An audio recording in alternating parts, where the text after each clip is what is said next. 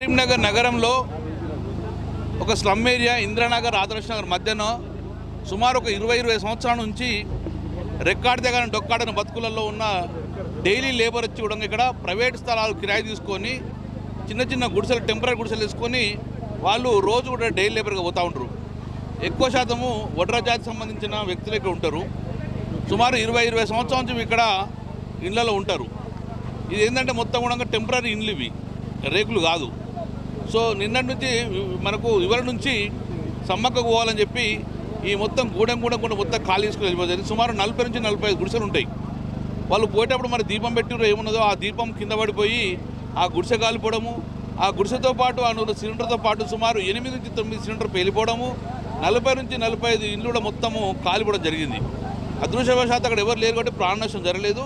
కానీ మొత్తానికి ఆస్తి నష్టం జరిగింది. వాళ్ళందరూ ఇప్పటికి ఎవరు లేరు, అందరూ సమ్మక్కకి వెళ్ళిపోయారు.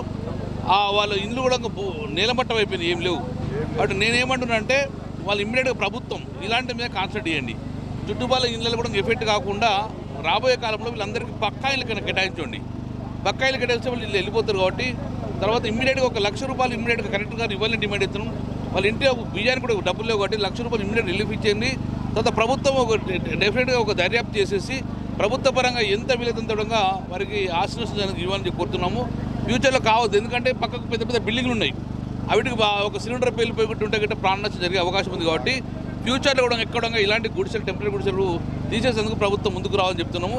ఇమ్మీడియట్గా ప్రతి కుటుంబానికి ఒక ₹1,00,000 ఇప్పుడు ఇమ్మీడియట్గా రిలీఫ్ చేయండి, సీఎంఆర్ కింద ఇచ్చేయండి, ఆదుకోండి వాళ్ళ కుటుంబ పోషణ కోసము. రేపు రాబోయే కాలంలో ఇటువంటి ఉండకుండా స్లమ్ ఏరియా మొత్తం తీయమని చెప్పిన ప్రభుత్వం డిమాండ్ చేస్తుంది.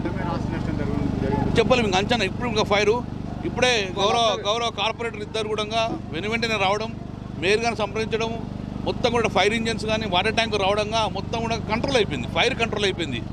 సో ఈ యొక్క సిలిండర్ బ్లాస్టింగ్ కూడా కంట్రోల్ అయిపోయింది. కాబట్టి అదృష్ట ప్రాణ నష్టం జరగలేదు, ఆస్తి నష్టం అంచనా వేసుకొని డెఫినెట్గా ప్రభుత్వ పరంగా డిమాండ్ చేస్తారు.